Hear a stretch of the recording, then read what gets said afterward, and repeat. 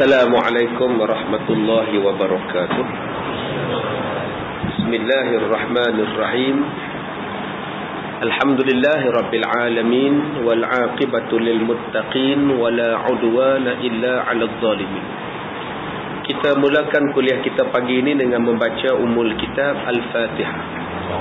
Bismillahirrahmanirrahim. Alhamdulillahi rabbil alamin arrahmanir rahim maliki yaumiddin.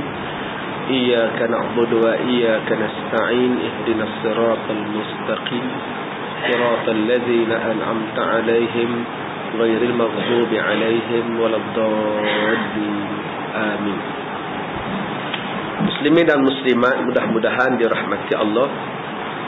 Kita mulakan dulu dengan beberapa soalan yang tuan-tuan ada di sini. Soalan yang pertama, bagaimana keadaan solat kita dalam keadaan was-was?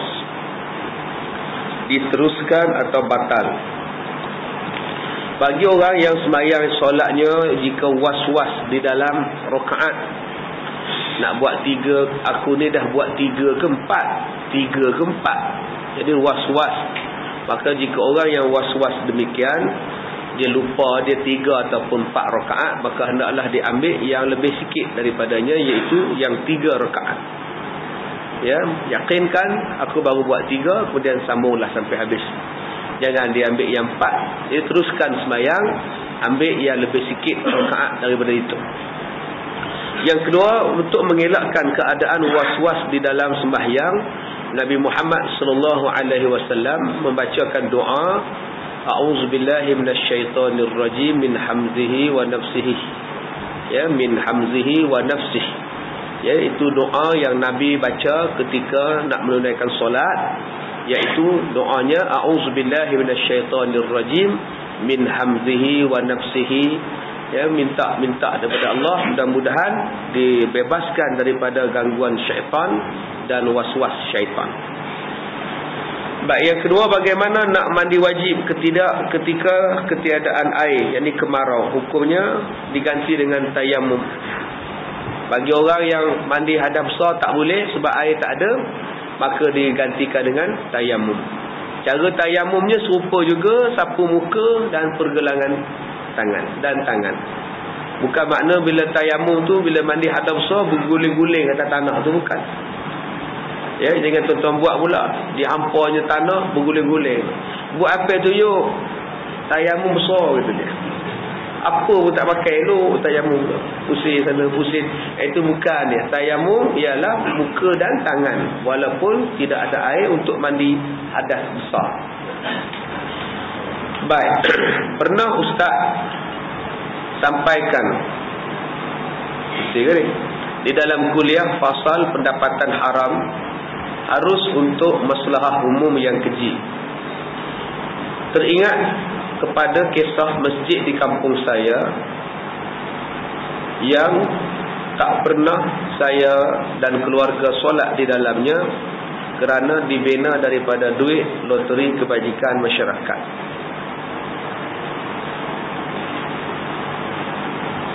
Jadi terima kasih pada ustaz kerana saya tak sempat bertanya kepada arwah ayah saya yang dah meninggal berkenaan hal ini. Jadi tuan-tuan confirmkah duit ini dibuat daripada duit loteri, buat masjid? Duit yang haram, dapatan yang haram, duit riba tuan-tuan, duit jumpa dan sebagainya. Duit itu bukan duit yang halal untuk digunakan, tetapi dia boleh digunakan untuk kebajikan, untuk masalah umum, seperti buat jalan, buat jambatan, buat longkang, buat pagar, itu hukumnya boleh. Buat tandas. Jadi duit-duit yang haram macam itu boleh digunakan. Tetapi untuk membuat masjid, buat surau menggunakan duit haram, haramlah. Tak bolehlah buat. Jadi kalau dah buat dengan menggunakan duit haram, berapa ribu pakai duit haram, buat masjid 10,000, carilah jalan, dapatkan duit 10,000 yang lain, ganti baliklah duit yang itu. Jadi janganlah dia robohkan masjid tu. Jadi katakan 10,000 termasuk duit nombor ekor dalam tu. Ada hamba Allah bersedekah duit nombor ekor pula dah. Jadi keluarkan sebanyak mana yang dia masukkan. Katalah dia masukkan 10,000 duit nombor. Jadi cari duit yang halal yang lain, ambil duit itu gantikan. Dan bawa 10,000 tadi, niat ini duit nombor ekor, kita pergi buat kepada jabatan ke, buat minita ke, perkarangan surau. Jangan dia robohkan bahagian tu, tak payah roboh dah. Cuma gantikan nilai itu saja. Nilai yang telah diharamkan yang diguna pakai tadi. Baik. Minta ustaz jelaskan. Saya lambat solat Isyak. Sebelum sempat memberi salam, sudah azan subuh. Saya qada semayang juga kerana tidak puas rasa hati. Betulkah kaedah hukum macam mana? Betul-betul kaedah hukum macam mana? Kalau tuan-tuan terlewat semayang satu fardu, terlewat tuan-tuan semayang, sampailah masuk fardu yang lain, yang dikira dapat semayang itu ialah apabila tuan-tuan dapat satu rakaat. Dapat satu rakaat dalam waktu zuhur.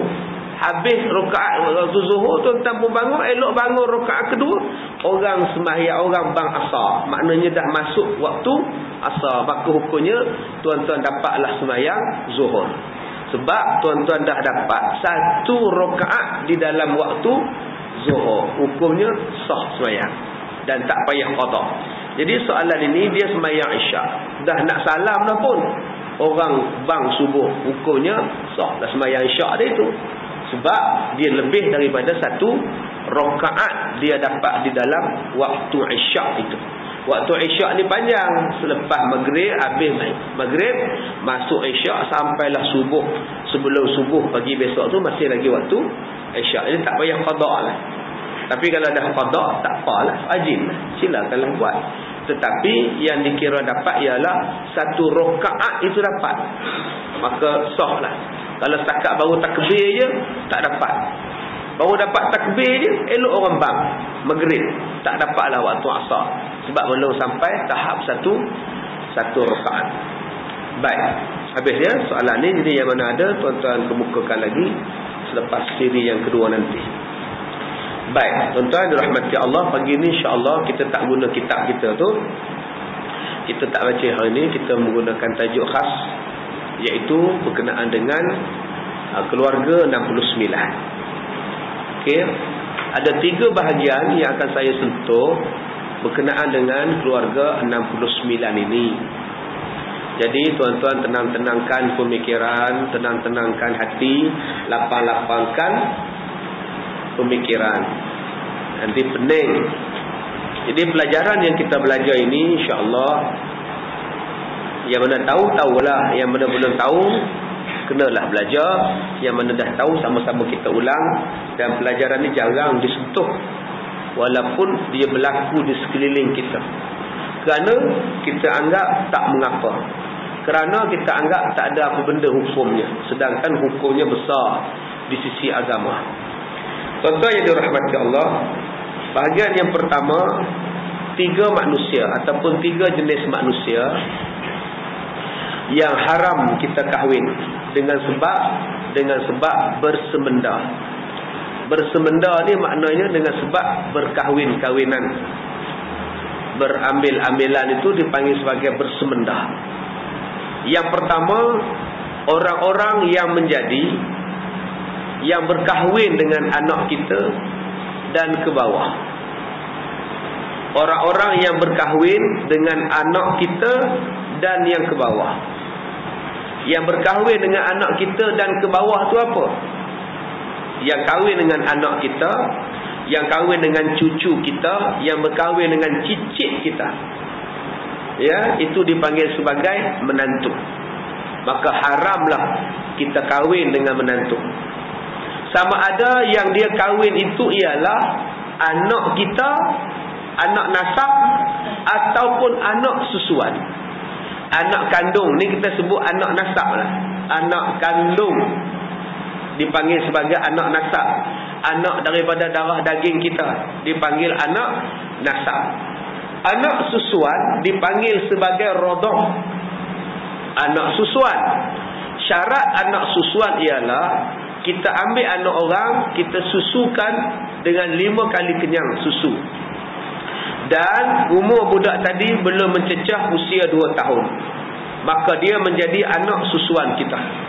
Bila jadi anak susuan kita, tidak batal air semayang dengan budak itu, dan anak-anak kita pun tidak batal dengan anak susuan tadi. Dia menjadi anak susu, dengan anak-anak kita menjadi anak-anak adik-beradik susu. Jadi kalau anak susuan kita berkahwin, maka suami atau isteri anak susuan kita dengan kita, suami isteri, maka tidak batal air semayang. Dia dipanggil sebagai menantu susu. Boleh faham Cik Luqman? Boleh faham ya? Jadi yang tak batalnya ialah orang yang kahwin dengan anak tuan-tuan. Siapa yang kahwin dengan anak tuan-tuan? Nama dia menantu. Tak batal. Walaupun tak sempat kontak. Walaupun menantu kita tu tak sempat kontak dengan anak kita, anak kita mati, maka dia tetap menantu kita. Walaupun sempat, belum sempat buat apa-apa. Akad nikah pukul 12:30 mati dah, meninggal dunia, jatuh tangga masjid, nak turun pergi makan nasi, tak sempat buat apa-apa, mati hamba Allah tu. Anak kita mati, anak laki ke anak perempuan mati, maka suami dia atau isteri dia, menantu kita, sampai bila-bila tak boleh kahwin dengan kita. Okey? Jangan tuan-tuan tengok anak tuan-tuan laki-laki jatuh tangga masjid mati, menantu menangislah atas tangga tu, abang tak sempat hidup sekali, abang dah mati, sampai hati abang tinggalkan saya. Tuan-tuan ni bapak mertua. Tuan-tuan kata yang lepas biarkan pergi, abang ada menanti. Yang ni haram, jentik telinga orang tua ni, gatal pula. Dia bukan lagi orang lain dengan kamu, dia menantu kamu, haram kamu kahwin. Begitu juga dengan suami cucu. Tuan-tuan ada cucu umur 20 tahun, tuan-tuan 80, cucu 20 nak kahwin. Suami cucu, isteri cucu dengan tuan-tuan tak batal air semayang dan tak boleh kahwin. Begitu juga dengan suami cicit atau isteri cicit, tak batal air semayang dan tak boleh kahwin. Jadi menantu, anak, menantu kepada cucu, menantu sebab kahwin dengan cicit, menantu sebab kahwin dengan anak, menantu sebab kahwin dengan cucu, menantu dengan sebab kahwin dengan cicit dan ke bawah, maka hukumnya tidak batal air semayang. Yang batalnya ialah menantu kakak, menantu abang, menantu adik, batal air semayang, haram bersalah. Ya tuan-tuan, ada kakak, kakak tu ada menantu, tuan-tuan bersalam dengan menantu kakak, maka berdosa. Banyak orang kata tak berdosa sebab dia kata menantu kakak. Ustaz, menantu kakak bukan menantu kita. Kalau dia bercerai dengan anak saudara kita, kita boleh kahwin dengan dia. Jadi ulang balik, jangan bersalam dengan menantu kakak, jangan bersalam dengan menantu ataupun cucu kakak, suami cucu kakak, isteri cucu kakak. Yang ni yang orang duduk dalam pekan, duduk dalam kampung, benda ni serupa belakang. Dia kerja nak bersalam saja. Asyik raya bersalam, asyik raya bersalam, asyik bersalam raya, asyik kenduri kendara bersalam. Siapa tu? Menantu kakak. Oh, kerja apa? Kerja sendiri, salam. Apa khabar maklum? Baik. Dosa dah tu. Nabi kata siapa yang pegang orang perempuan bukan mahram, dipegangnya tanpa sebab, maka di hari kiamat Allah bakar tangannya sampai hancur badannya. Dia pergi pegang dengan api, dipegangnya hancur seluruh badan dengan sebab salam tak tentu halal. Jadi tuan-tuan berhati-hati, jangan duk salam. Benda yang tak boleh salam, cakap tak boleh salam. Bila menantu kakak nak salam dengan kita, cakap, Siti, kamu dengan Pak Long boleh kahwin. Kamu bukan anak saudara Pak Long. Kamu anak saudara tu, adik Pak Long, tak boleh salam. Sekali tuan-tuan cakap insya-Allah, dia tak salam dah. Selagi mana tuan-tuan tak berani bercakap, selagi itulah benda ini akan berlangsung. Saya kata pagi tadi, kalau tuan-tuan pegang anjing, tak berdosa. Anjing lalu depan rumah tuan-tuan pegang dia, tak berdosa. Pegang babi pun tak berdosa. Pegang babi itu berdosa sebab tuan-tuan cari nombor ekor. Dosa. Dia rusak babi tu di Semanggul. Babi hutan pula tu, dekat Tok Kong Hindu, Tok Kong Cina. Dibelahnya babi 2-3 ekor, babi-babi hutan. Datang puak-puak Melayu ni beli nombor ekor dan diusap dengan babi atas badan babi itu. Syirik pada Allah. Tapi kalau tuan-tuan jumpa babi seekor tengah jalan, lori babi bawa babi, jatuh babi, tuan-tuan selamatkan babi tu, ambil dia ke tepi, letak ke tepi, hukum tak berdosa, tak apa, letak, kemudian pergi sama, tak ada masalah. Tapi kalau tuan-tuan pegang anak dara orang, pegang perempuan yang bukan mahram, laki-laki bukan mahram, tuan-tuan nak samak dengan apa? Tak boleh samak, dia berdosa. Kena minta ampun, minta taubat. Kalau tuan-tuan pegang babi, tak payah minta ampun. Ya Allah, ampunkanlah aku pegang babi tadi. Tak ada berdosa, tak ada maknanya minta ampun aku.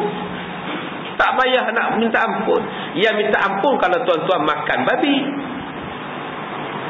Dan bila tuan-tuan makan babi pun dah termakan atau dulu-dulu dah makan, tak payah samak lah.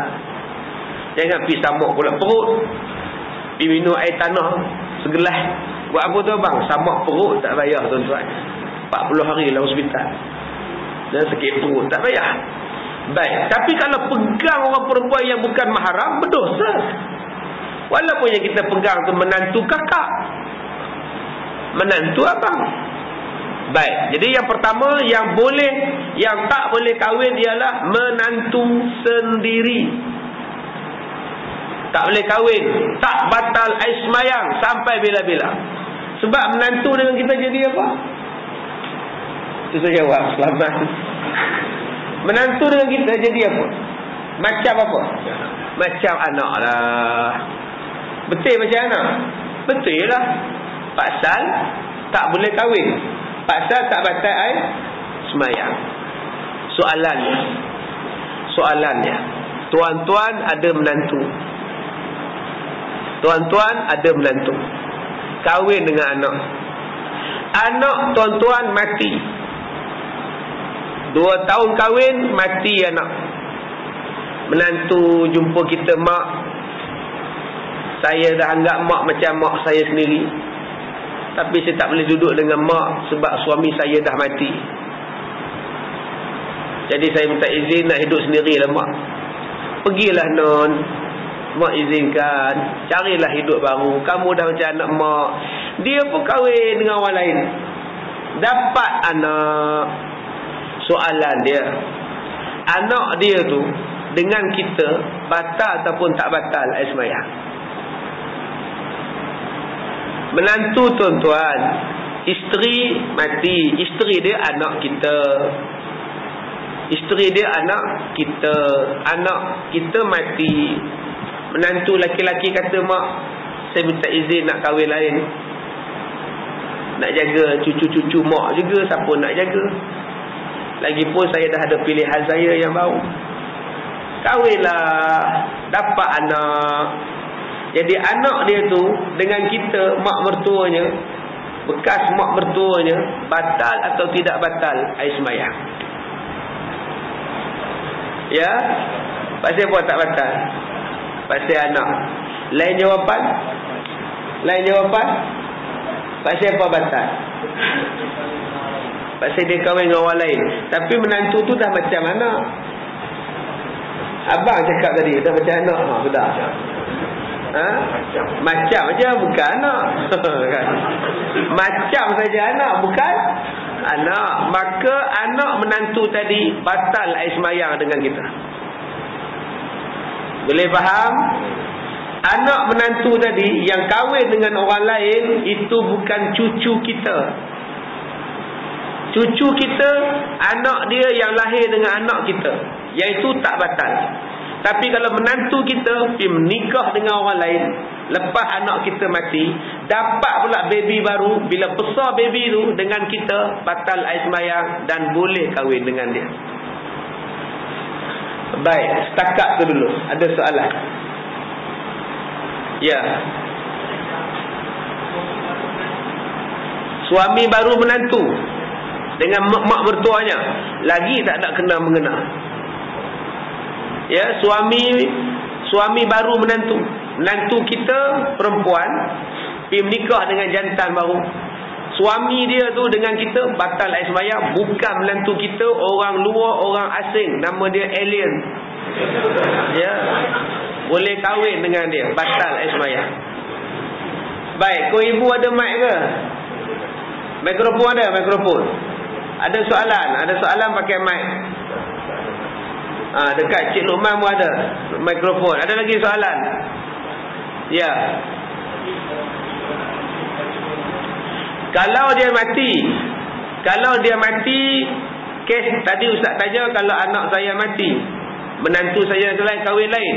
Masalah dia kalau anak saya tak mati, suami dia tu pergi menikah nombor 2, menikah nombor 3, samalah hukum dia. Iaitu tetap batal air sembahyang anak-anak dia yang isteri-isteri lain. Anak tuan-tuan isteri nombor 1, menantu tuan-tuan menikah 3 isteri. Segala anak dia dengan 3 isteri tadi, dengan tuan-tuan, bapa mertua dia nombor 1, batal air sembahyang. Boleh? Itu bukan cucu tuan-tuan.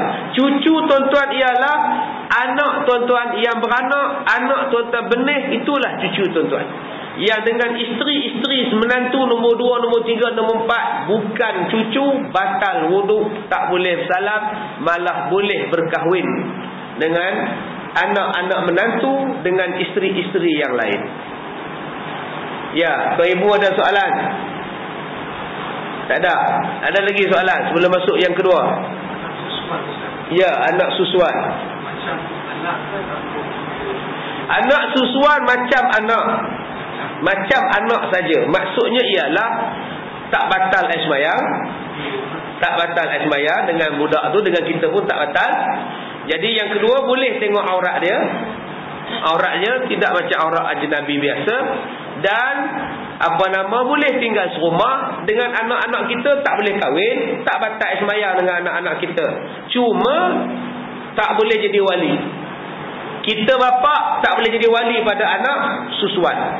Yang kedua, bila kita mati, tak boleh dapat harta pusaka si anak susuan. Okey? Itu hukum bagi anak susuan. Baik, ada soalan lagi? 5 kali sampai kenyang. Maksud sampai kenyang, budak tu terbelahak ataupun sampai tertidur budak tu. Ya. Ya. Baik. Tuan-tuan ada anak susuan. Tuan-tuan menyusukan pada anak, pada isteri tuan-tuan. Maka tuan-tuan menjadi bapa susuan. Menjadi bapa susuan kita ni. Isteri kita mak susuan pada budak tu. Abang kita dengan budak ni dipanggil bapa saudara susu. Tak batal air sembahyang. Bukan dengan kita je tak batal. Dengan abang kita, adik kita, kakak kita pun tak batal. Dia dipanggil bapa saudara sesusu. Yang batalnya ialah dengan anak abang. Dengan abang kita dipanggil apa? Bapa saudara susuan. Anak abang tu dengan anak susuan tadi dipanggil sepupu. Hukum batal air sembahyang dan boleh kahwin. Yang tak boleh kahwin hanya anak kita saja dengan budak tu. Tapi dengan anak abang kita, anak kakak kita, budak tu boleh kahwin. Masalah di sini ialah bila tuan-tuan nak menyusukan budak susuan, isteri tuan-tuan tidak ada susu. macam mana nak susukan? Isteri tak bersalin. Jadi kalau isteri tak bersalin, tuan-tuan boleh belikan pil hormon menambahkan susu.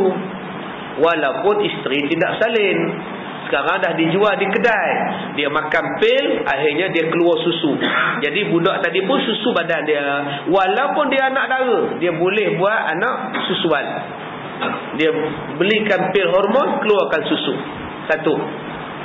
Jadi tuan-tuan bila tak ada susu pada isteri, tuan-tuan boleh suruh kakak tuan-tuan susukan.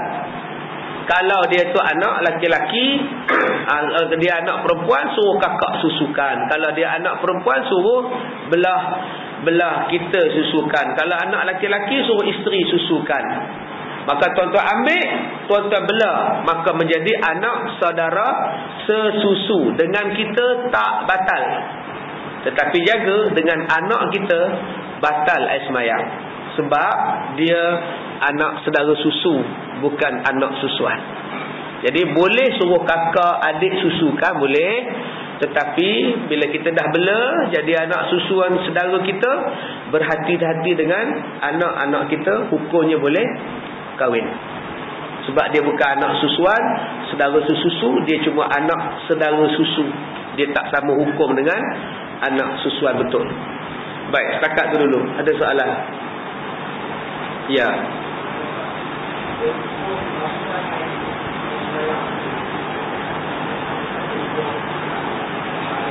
Tak dengar Haji, tolong bagi tu Haji.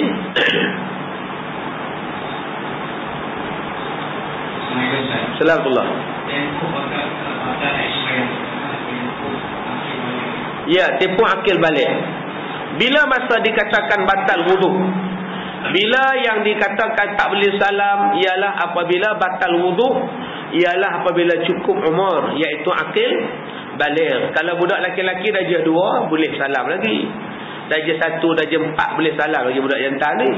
Tapi kalau masuk tingkatan 1, tingkatan 2, tu dah misai pun dah tumbuh, biji halkum besar, buah pelam pun dah keluar dah, maka dah dikira batal air semayang. Begitu juga dengan anak dara perempuan. Kalau umur 6 tahun, 7 tahun tak batal lagi. Tapi dah masuk 10 tahun, darjah 5, tu dah kira batal air semayang dah. Baik, ada lagi? Ya, guna mic tak? Assalamualaikum. Ya.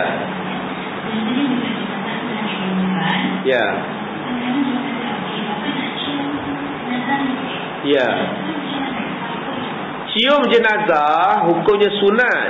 Sebab Rasulullah pernah mencium sahabat Rasulullah.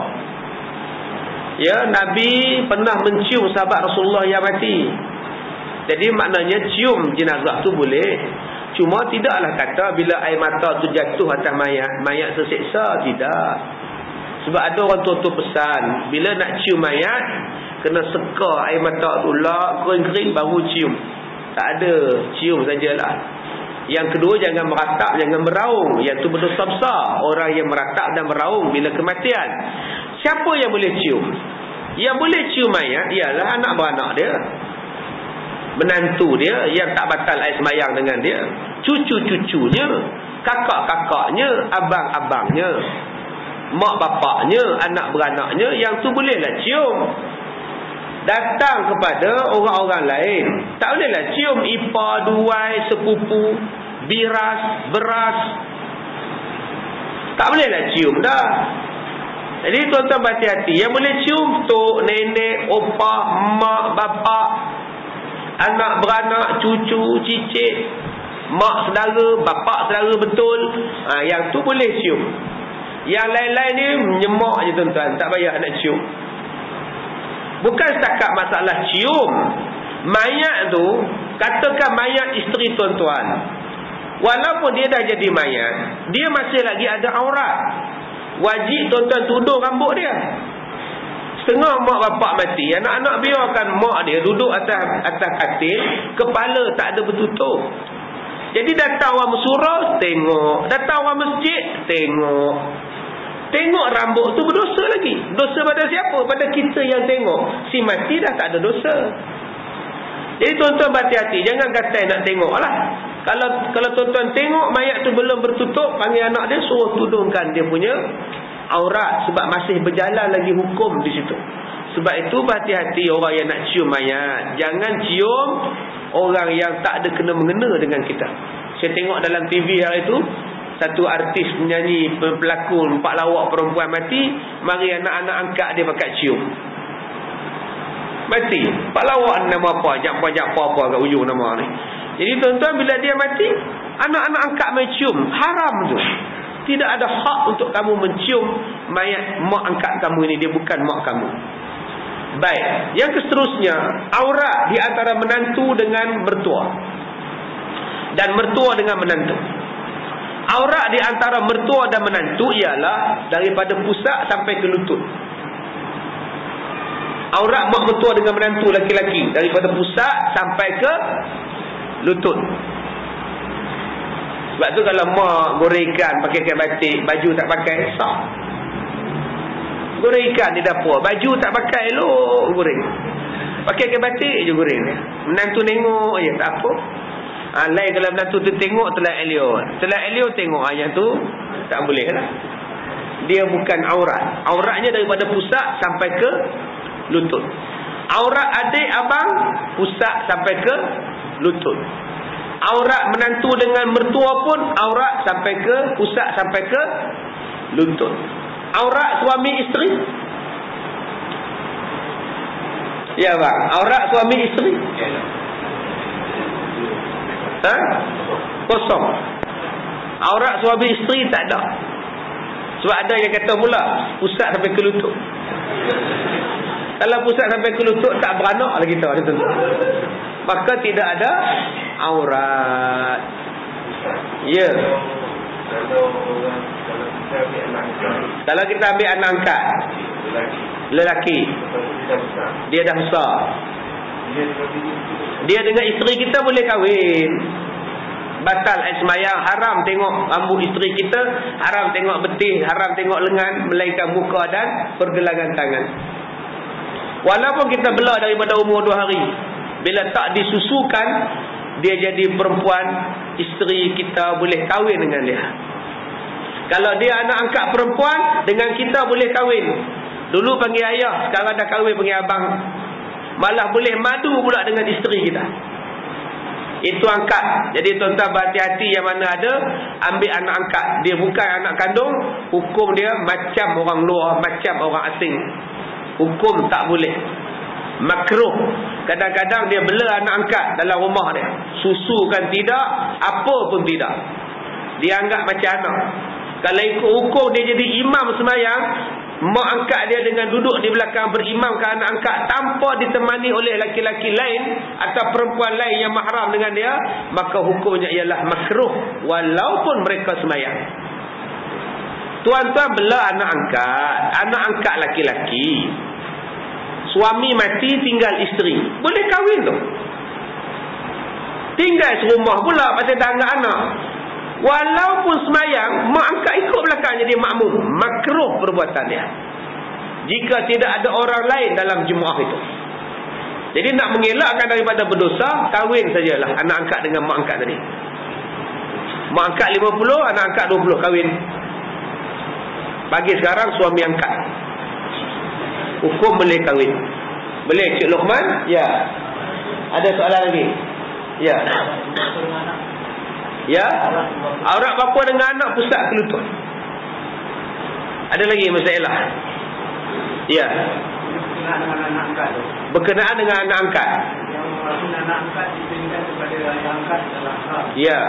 Kalau anak angkat dimaulakan kepada anak. Kalau dia dimaulakan jangan bubuh bin. Muhammad Kazim Maula Ilyas. Boleh. Boleh. Buh maula tu. Maula tu makna kita tahu dia dibela oleh Ilyas. Jangan bubuh bin, jangan bubuh binti. Hukum haram. Ya, berdosa. Baik, yang kedua. Salam, terkejut saya. Ya, sila.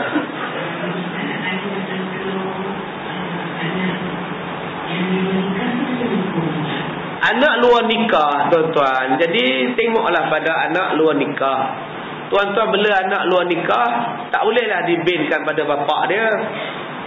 Katalah tuan-tuan dapatkan anak tu daripada orang mengandung tanpa suami.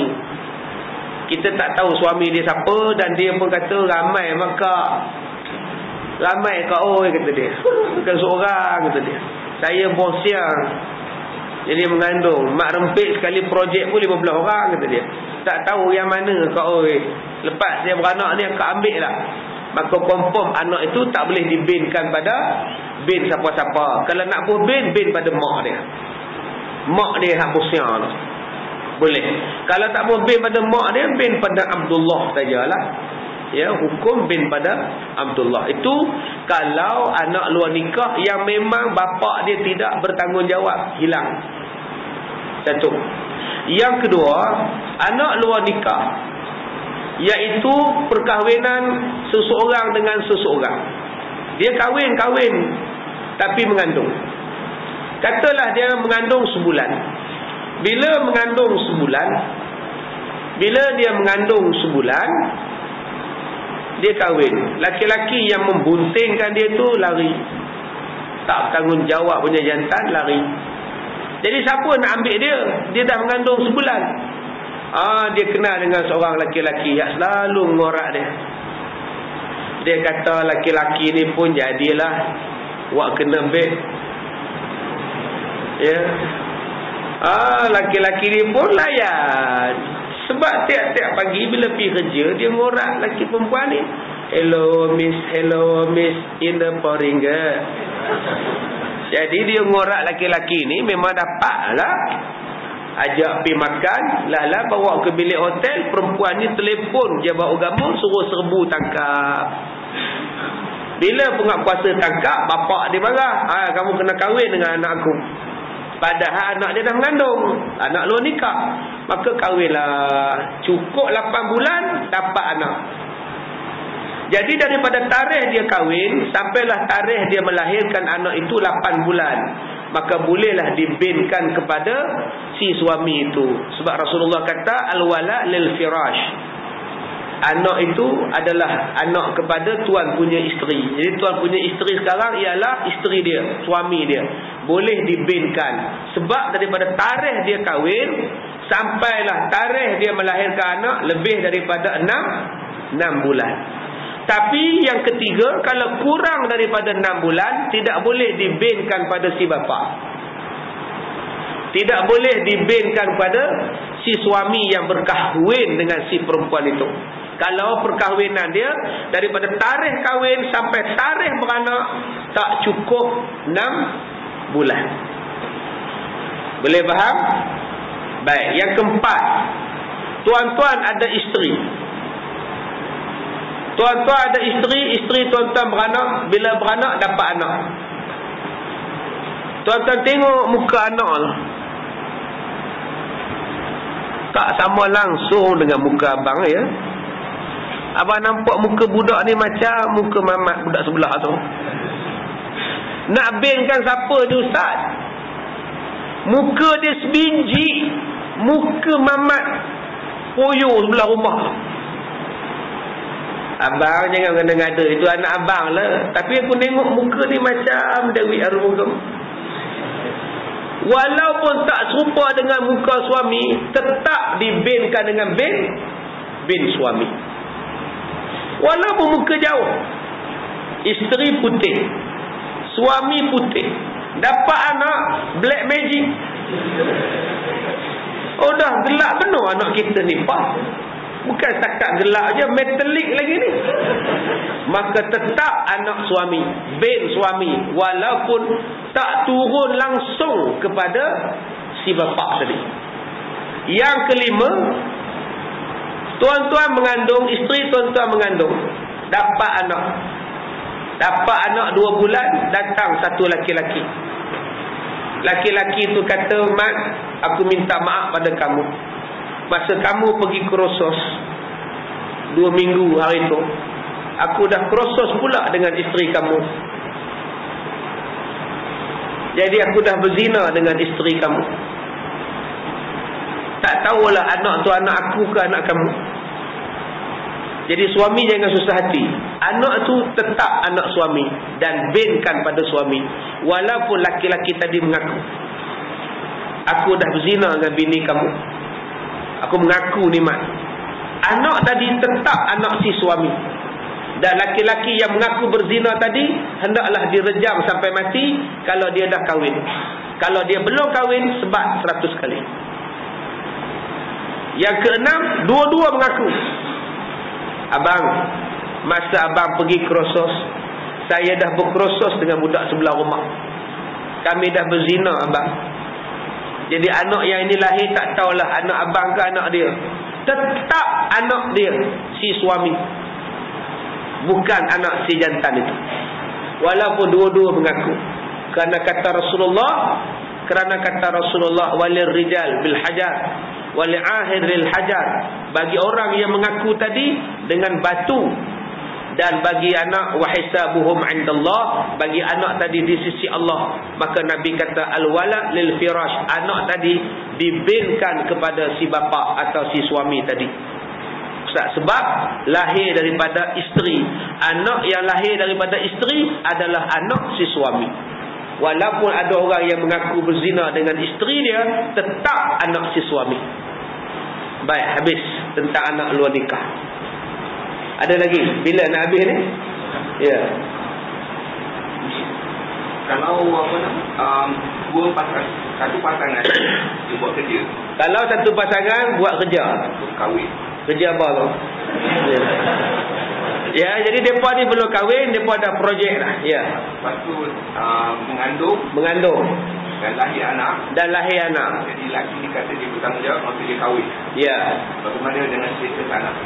Jadi tengoklah dia kahwin masa bila. Dah lahir anak ke belum? Ya. Dah lahir anak tu tetap anak luar nikah. Batal wuduk ke macam mana boleh jadi? Bila dah kahwin dengan mak, katalah tuan-tuan, mamak ni girlfriend dengan si tipah. Udah projek dengan si tipah, mengandung si tipah. Mamak ni takut, dia pun lari. Tak mau bertanggungjawab. Bila dia lari tak nak bertanggungjawab, tipah tadi mengandung, duduk di rumah pemulihan akhlak, dapat anak. 9 bulan dapat anak. Mamak tu datang jumpa balik. Abang dah insah wak. Sekarang bahasa sekarang wak. Saya dah insah wak. Saya nak ambil awak jadi isteri saya. Ini anak saya wak. Kata si laki-laki tu. Maka kahwinlah mereka. Anak tadi tak boleh dibinkan pada si mamak tu. Sebab bukan anak dia. Walaupun benih dia. Sebab pada masa itu benihnya tidak sah. Tetapi dengan sebab dia dah kahwin dengan si tipah, maka mamak dengan budak tadi tidak batal air sembahyang. Sebab berkahwin dengan maknya tak batal air sembahyang. Tetapi tidak boleh menjadi wali, tidak boleh mendapat harta pusaka. Sebab itu bukan anak yang sah. Tapi Ustaz kena faham, budak tu memang benih mamak Ustaz. Memang mamak buat kerja dengan dia, memang mengandung Ustaz. Cuma mamak masa itu dia lari, dia tak tanggungjawab. Tapi dia balik semula Ustaz, dia bertanggungjawab balik. Tetap bukan anak mamak. Sebab apa bukan anak dia? Sebab kena faham maksud anak. Tuan-tuan faham maksud anak. Kalau orang tanya pada tuan-tuan, apa makna anak? Anak ialah anak yang dapat daripada akad nikah yang sahih. Ulang balik. Anak itu apa? Anak ialah anak yang lahir, anak yang dapat daripada akad nikah yang sahih. Maka itulah anak kita. Asas sah aja akad nikah, anak dia anak kita. Jadi kalau anak tu dapat sebelum akad nikah, maka bukan anak kandung. Dia panggil anak tiri. Atau anak yang udah dapat ready made dah, itu bukan anak kandung, anak luar nikah.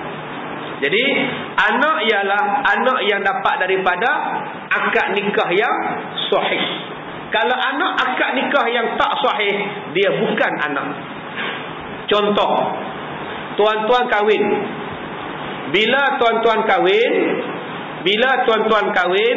2 tahun dapat seorang anak. Tiba-tiba bila disiasat, isteri kita itu bukan orang lain, dia adalah adik-beradik sesusu. Maka perkahwinan tidak sah. Anak yang dapat tadi pun tidak boleh dijadikan anak kita, sebab perkahwinan itu tidak sah. Boleh faham maksud anak? Baik, yang kedua, yang haram kahwin. Yang haram kahwin ialah orang yang berkahwin dengan bapa kita, orang yang kahwin dengan mak kita, yang kahwin dengan tok kita dan ke atas. Maka orang itu haram kita kahwin. Sampai bila-bila. Dia adalah mak tiri, bapa tiri, tok tiri, opah tiri. Bapa tuan-tuan kahwin 4 isterinya. 4 mak kita. 4 isteri. 4 tak batal air semayang dengan kita. Tok kita umur 80, kahwin dengan anak dara umur 20. Muda terang tantang tok tiri, dia tetap opah tiri kita. Walaupun kita umur 25, tok kita kahwin dengan perempuan umur 20, tetap opah kita. Ustaz, belum sempat kontak ustaz. Belum sempat kontak pun dia tok kita. Dia tok kita juga. Akad nikah pukul 12 suku tok mati, sakit jantung, terkejut. Dia tengok anak dara tu lawa sangat bersolek, pegang-pegang dada, mati tu. Tuan-tuan kata dekat opah tiri tu, tak apa-apa, saya ada, saya boleh jadi galang ganti pada suami awak. Rentikan tuan-tuan. Hukum dia ialah opah kita tak batal air semayang sampai bila-bila, walaupun umur dia 20 tahun. Ustaz, tadi macam ustaz kata tadi, suami dia 80, isteri dia 20, akad nikah pukul 12, tengah hari mati 12 suku. Belum sempat bersetubuh ustaz kan? Ya, belum sempat bersetubuh. Jadi perempuan ni ada edah tak ustaz? Ada edah tak perempuan ni? Ada edah? Ada edah? Abang Haji kata geleng kepala. Geleng tu ada 2, satu tak tahu, satu tak ada. Jadi yang mana ni? Ada edah tak? Pasal apa ada edah? Pasal dalam hukum. Oh. Nasib baik saya datang, dapatlah kita hukum. Maka dia kenalah beredah 4 bulan 10 hari. Edah mati suami. Okey, satu. Dia ada edah 4 bulan 10 hari. Yang abang jawab tadi tak ada edah. Ada juga kes tak ada edah. Yang tu yang kes 12 hari kahwin bercerai tu. Yang tu tak ada edah. Dia kahwin pukul 12. Ya, kahwin pukul 12. Bila kahwin pukul 12 tengah hari, pukul 12 suku mati. Pukul 12 suku bercerai, minta maaf. Pukul 12 akad nikah, 12 suku bercerai. Sebab apa bercerai? Sebab masa makan nasi beradab, isteri masuak nasi. Malu, suak nasi kan makan. Malu bukannya tengok mulut suami, disumbat je dalam hidung. Suami panas baran, bodoh kamu, tak nampak ke aku ni mulut sini, kenapa suak hidung? Aku cerai kamu, talak 1. Jatuh talak. Jatuh dah talak? Jatuh. Ada edah tak perempuan tadi? Tak ada edah. Sebab belum kontak, belum gitu-gitu. Okey, maka tidak bolehlah dirujuk. Bapak dia kata, Man, kenapa kamu perangai panas baran tak habis-habis? Malu bapak Man, baru kita makan nasi, dah kamu ceraikan bini kamu. Kenuri pun tak habis lagi Man. Rujuklah balik. Tak boleh rujuk dengan si suami tadi, sebab dah habis. Nak nikah, akad nikah baru, mas kahwin baru. Itu pun kalau si perempuan setuju. Kalau perempuan tak setuju, tak boleh kahwin. Datang pak perempuan pula ti, kahwinlah balik dengan laki kamu ti. Rujuk balik. Nehi ke binehi. Anak perempuan dia kata, tak pasal pak saya suap nasi masuk dalam hidung pun dia marah saya. Besok tak apa pula dia buat saya. Saya tak mau. Boleh belah. Dia kata kat suami dia, boleh belah, balik-balik. Bapak dia kata, mah ti, sabar ti. Tengok orang ramai kenduri, malu bapak ti. Tak payah bapak, hari ni juga saya boleh kahwin. Boleh tak dia kahwin lain hari tu? Boleh, sebab dia tidak ada iddah, sebab dia belum bersetubuh dengan si suami dia. Boleh dia kahwin? Boleh, hari tu juga boleh. Siapa yang kamu nak kahwin ti?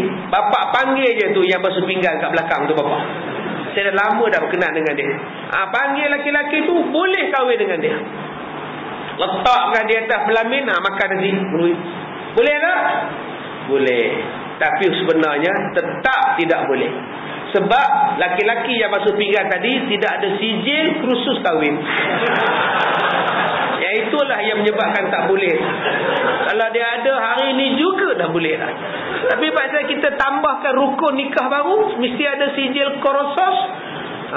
Itulah yang tak boleh pula. Boleh tak? Walaupun tak ada sijil kursus? Boleh. Tapi dah kita nambahkan rukun, jadi mesti elak lah.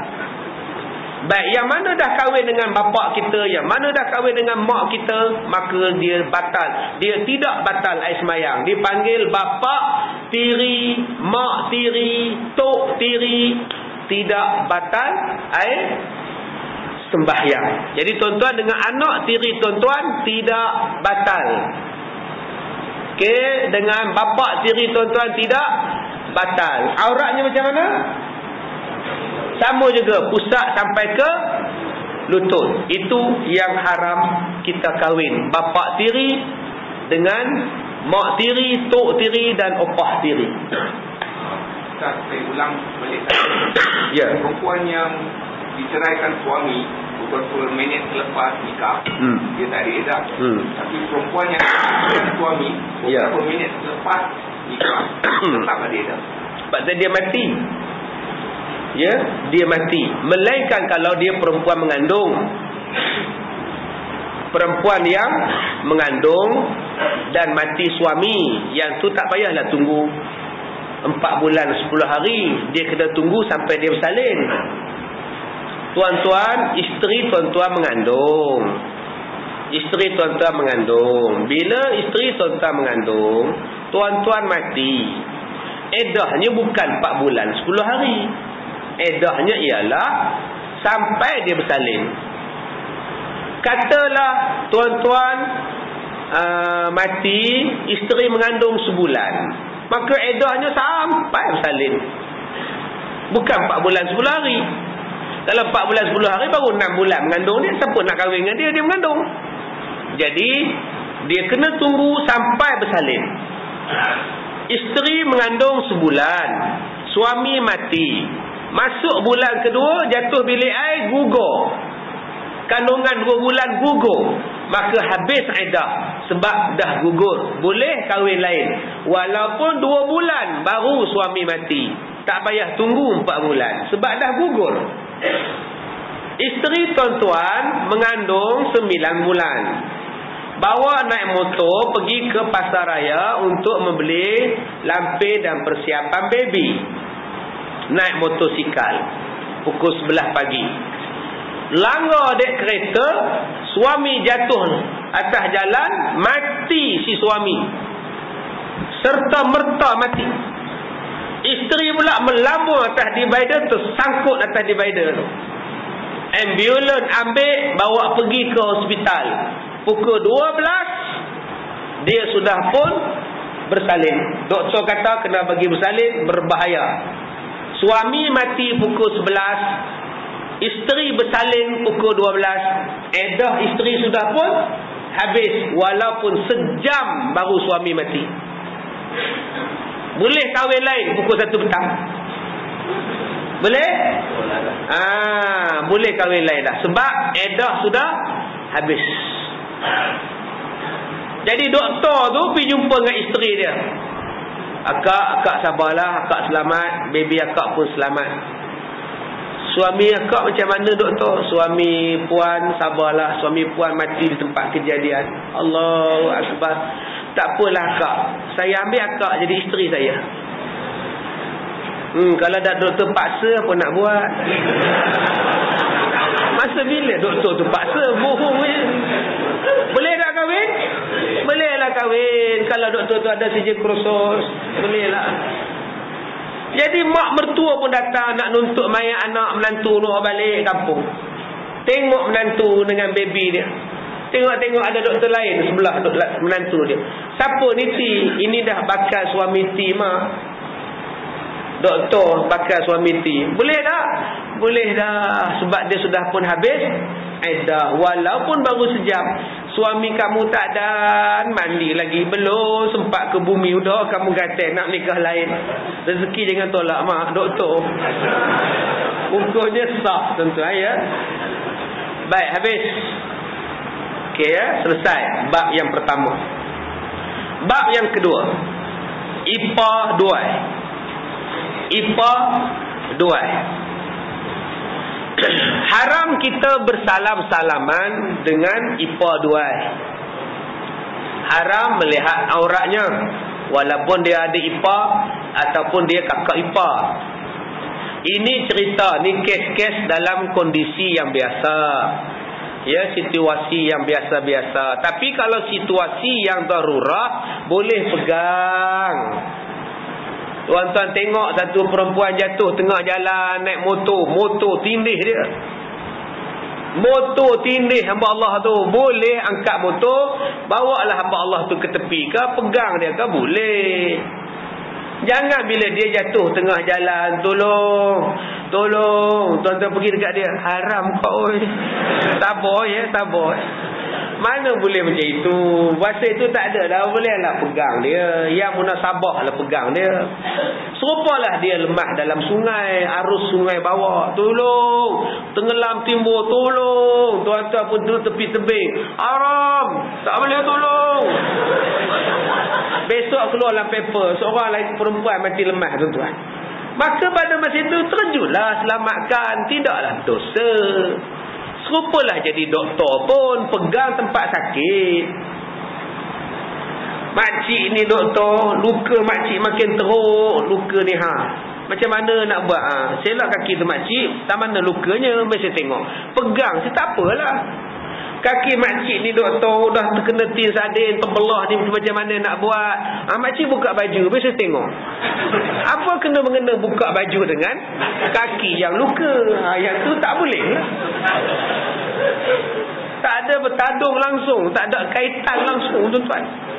Sebab itu abang-abang bila isteri jumpa doktor, abang-abang masuklah sekali, mengelakkan fitnah. Abang-abang duduk sekali. Doktor, isteri saya ni sakit kepala, doktor. Tak tahu macam mana ni. Bolehlah doktor tengok suami dia berteman dan memang kepala dia sakit. Ni kadang-kadang suami suruh isteri masuk. Suami duduk dalam kereta, alasan cari parking. Isteri duduk seorang-seorang dengan doktor. Itu yang banyak bomo doktor ambil kesempatan. Bila dah kena cabut, report. Cuma suami duduk sekali.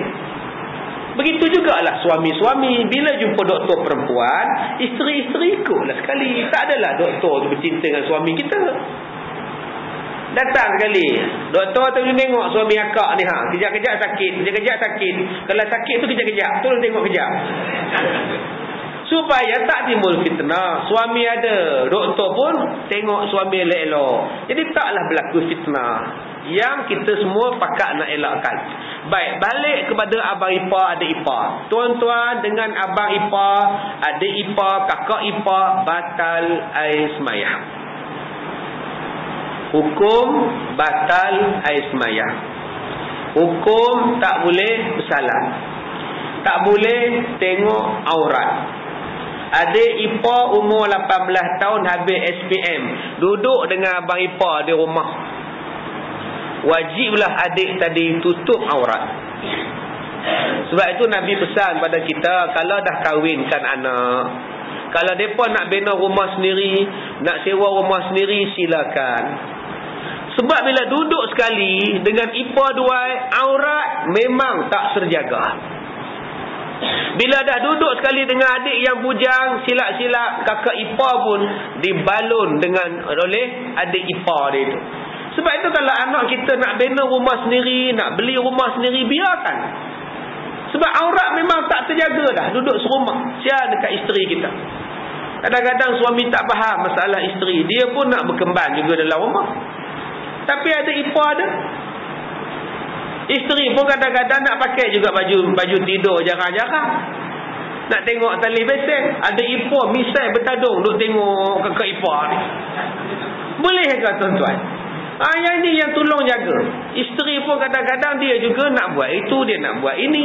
Bila dah duduk dengan ipar, bila dah duduk dengan abang-abang, adik-adik kita serumah, aurat memang tak terjaga. Baik ustaz, bagaimana ustaz yang dulu-dulu saya duk salam dengan adik ipar, dengan kakak ipar, ustaz macam mana ustaz? Yang dulu-dulu tak usah duk ingat dah. Yang akan datang, tolong sebut, Siti, awak dengan abang batal air semayang, awak ada ipar. Kalau kakak awak mati, abang boleh kahwin dengan awak. Siti jawab, siapa nak kahwin dengan abang? Memanglah kamu tak nak kahwin dengan aku, dengan abang, tapi kita boleh kahwin, jangan bersalah. Yang lepas-lepas clear. Ustaz, kalau saya bersalam, saya lapik ustaz. Macam saya bersalam dengan adik ipar ambil tudung lapik kan? Bila abang nak bersalam, adik ipar ambil tudung lapik je tu. Orang tua-tua kan stem macam tu. Lapik tu, kain tu nipis ke tebal, kain tudung. Kalau kain tu nipis sampai rasa lembut tangannya, tak boleh juga. Cari kain tebal. Kalau nak bersalam juga, kain tuala yang tebal, ataupun sarung tangan yang kita potong getah, ya, itu yang tebal-tebal tu. Yang tu boleh. Yang tu buat welding kan, yang tu tak apa, salam lah macam mana pun. Tapi kalau rasa lembut sangat tangannya, tak payah lah. Senang cakap, tak boleh bersalam. Yang kedua, yang tak boleh bersalam ialah biras-biras yang bukan jantina dengan kita. Yang ketiga ialah kalau suami, mak saudara belah isteri. Kalau isteri, bapa saudara belah suami. Abang-abang ada isteri, isteri abang-abang ada mak saudara. Mak saudara isteri dengan abang-abang batal air semayang. Yang ni banyak orang balik kampung dia buat. Dia jumpa maklum isteri, mak ngah isteri, dia bersalam dengan mak ngah maklum isteri. Salah. Tak boleh. Ustaz, isteri saya ada bapa saudara ustaz. Ayah mertua saya ada abang ustaz. Saya dengan abang ayah mertua saya batal lah ustaz. Tak batal lah, awak laki-laki, abang dia pun laki-laki. Okey, tak batal. Saya dengan isteri abang ayah mertua saya ustaz. Boleh faham? Boleh faham? Tuan-tuan ada bapa mertua. Bapa mertua tuan-tuan ada abang. Abang kepada ayah mertua tuan-tuan ada isteri. Isteri dia tu dengan tuan-tuan batal air semayang.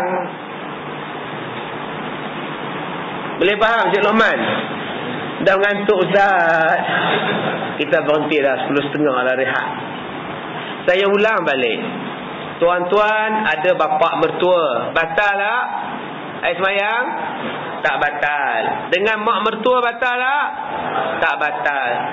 Ayah mertua tuan-tuan ada abang, pak long isteri.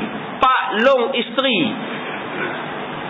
Pak long isteri tuan-tuan ada isteri. Isteri pak long dengan tuan-tuan batal air semayang. Boleh faham tak? Boleh faham. Baik, kita masuk balik pukul 10.45. Okey, ada soalan setakat abang ayah mertua ni, adik ayah mertua ni, ada soalan? Saya ulang balik. tuan-tuan, abang-abang batal dengan maklum isteri, atau lebih ringkas mak saudara isteri. Tuan-tuan juga batal air semayang dengan isteri-isteri, bapa saudara isteri.